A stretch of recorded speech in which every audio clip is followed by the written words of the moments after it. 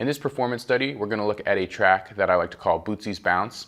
It's based off of some of the classic funk records that have gone on to influence what we hear a lot now in modern R&B. So artists like Callum Bair, the internet, anybody who's incorporating guitars and some of these classic funk rhythms, but really, pushing it into the modern style, adding wahs, adding funky bass lines, adding funky drum parts. These are all things that we're now hearing in modern R&B, but we're still kind of acknowledging the callback of where that music came from. So this is going to be a track in the key of E flat minor, kind of has a slow funk feel that we're going to hear that, again, comes from some of those classic funk grooves that we'd hear in the Isley Brothers or in a Parliament song, but we're now applying it to a kind of more modern approach in what we're doing. So in this, you're going to hear some minor chords.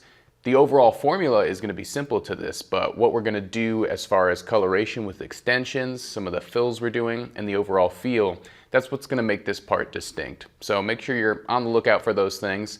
And as we play through this, again, we can always simplify what we do to make sure we can just fall in line with the groove. And the more and more we feel comfortable with that, the more we can add the secret sauce that really kind of brings it home and makes it into an R&B record. So let's check it out.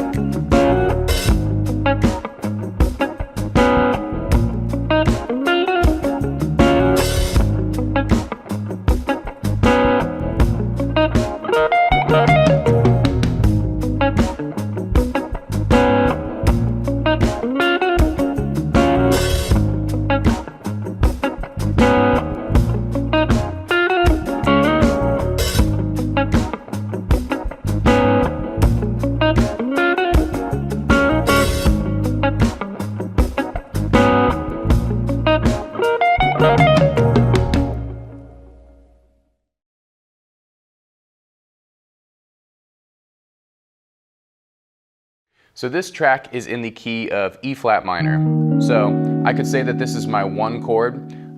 You might also notice too that a lot of times I like to just think about things in terms of major keys. So I could also just say that this is my 6th chord and I'm in the key of F sharp major. So however you want to think about this, either way works. No way is invalid if you're playing it correctly as far as I'm concerned. So the chords that we're going to be playing are E flat minor, this G sharp minor 11 chord, and this A sharp minor 11 chord. And if we were to think about that in terms of numbers, if I was thinking about minor keys, this would be my 1, my 4, and my 5. And if I was thinking about it in terms of major keys, this would be my 6 chord, this would be my 2 chord, and this would be my 3 chord. Again, any way you want to think about it. And to start things off, I'm going to be on this minor 11 chord on G sharp. Now to play this, I have my middle finger here on that 4th fret of the low E string. I'm skipping the A string. I'm playing the 4th fret of the D, which is my flat 7. I'm playing the 4th fret of the G, which is my minor 3rd. And then I'm playing the 2nd fret of the B string, which is my 11. And you'll notice too, if you haven't played too many 11 chords, there's some of my favorites. We often might play a sus chord where we're skipping the 3rd, right? But in this chord, we're actually playing the minor 3rd and the 4th. So we have that nice close interval of a 2nd, which has just a really beautiful shine to it. That's always what I hear when I hear that interval, as well as just the feeling of a 4th, which again, also, I just always associate it with this kind of shine and sheen. So that's what gives the chord that sound. Now, the picking pattern on this is interesting because again, we want to do something that kind of has this classic funk, but still incorporates modern elements of R&B. So I'm going to be a little bit more staccato in my approach, whereas more classic R&B that isn't as funk oriented, I might kind of be more strummy, more open, more loose in my feel. I'm going for a really tight feel when I do this. So to play this first part, I'm playing that low E string, and you can hear I've muted it too. I'm not fully palm muting it, but I just kind of have my palm slightly resting on the guitar so that the notes aren't ringing out too aggressively.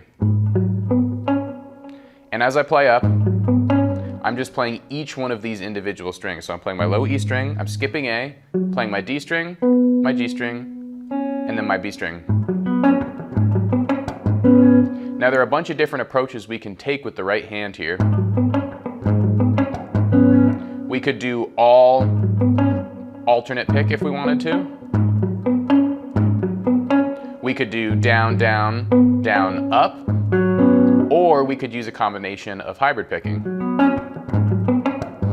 You can see I switch on and off between them, and it's something that is now kind of instinctual at this point. The more and more we get into this style, the more you're going to develop a feel for what your hands naturally gravitate towards. So when I play this, you can see the first time I play through it, I'm doing pick, pick, both down, and then I'm using my middle finger and then my ring finger. But then you can see the second time through, I'm picking everything.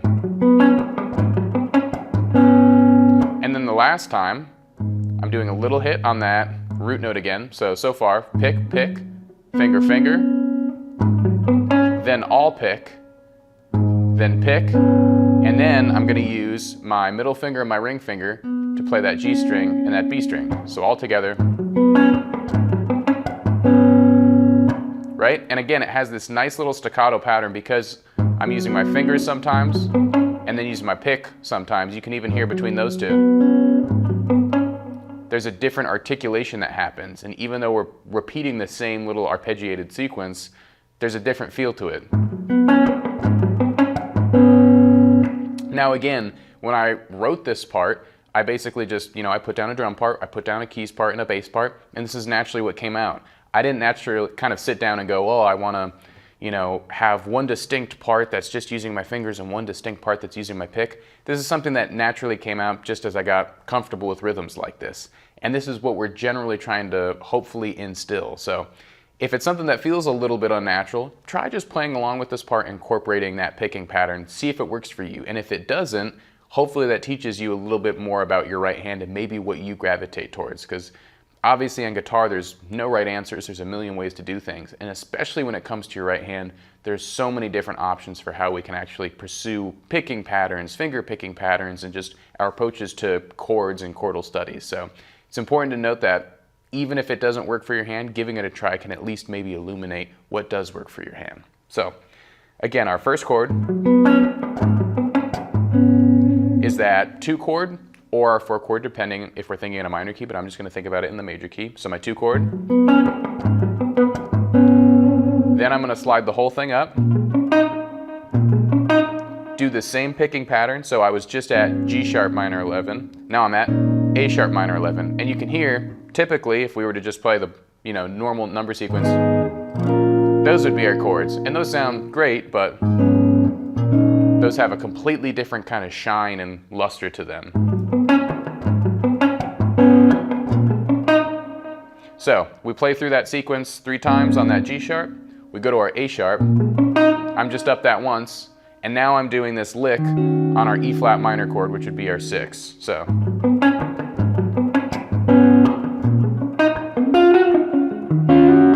And this is a lick I love that I gravitate towards. Basically, the first layer of thinking about this is, this would be my E flat minor chord. And if I was to lift off my middle finger and my ring finger, I'd be playing a 4th and a 9. So there are a lot of classic R&B riffs where we'd hear something like this, or right? Because both of these notes as we lift off are still going to be within the key, we have them as options available to us. So that's kind of the thinking behind this, because there's so many classic R&B riffs.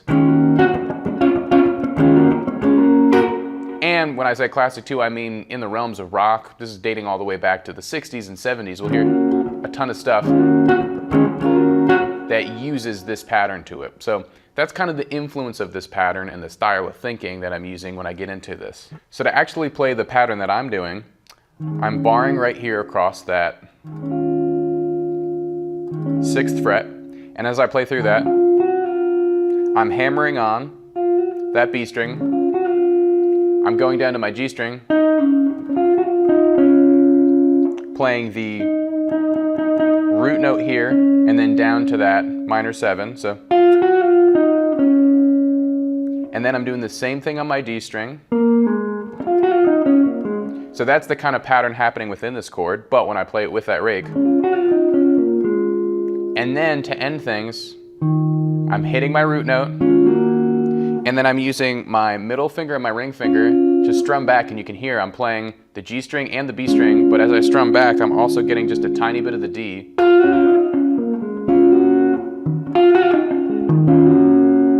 And then hammering on finally with those fingers. So that's kind of the inner pattern happening, and then when I play it in context of the chord.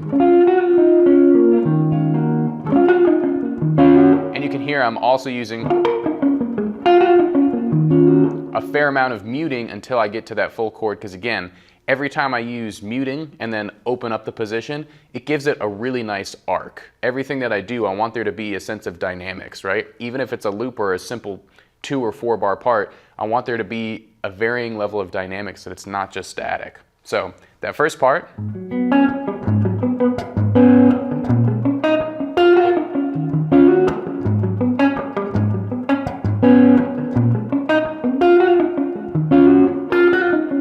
And you can hear too, I'm also choosing in my right hand. Sometimes I can pick that.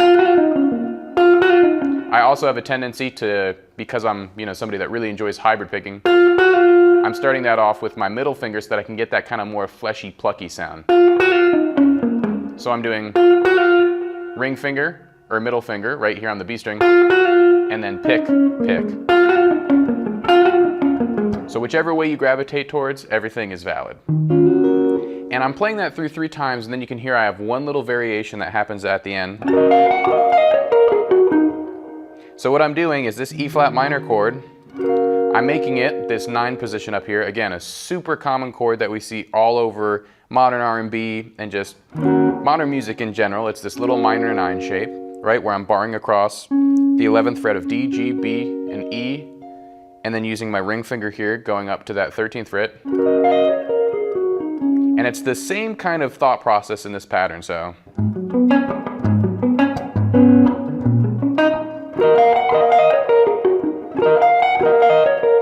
So to play that,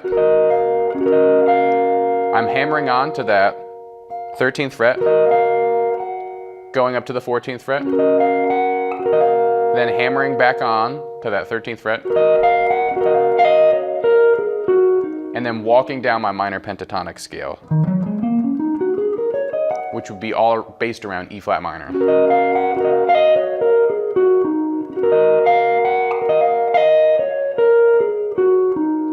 And again, that little lick gives a really nice variety because we're basically doing a really similar rhythmic pattern but lower on the neck.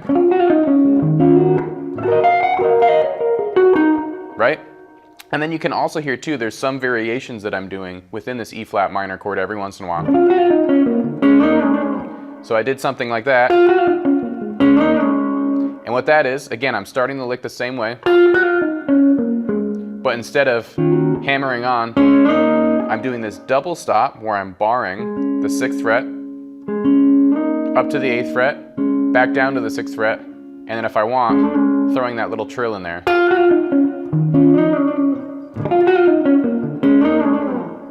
Right? So again, all these little tiny licks and variations give variety because when I listen to a great R&B guitarist who's either playing live or playing on a record, it's a very distinct part, but maybe there's just something that happens every 4th time, or there's just a little variety that happens here and there.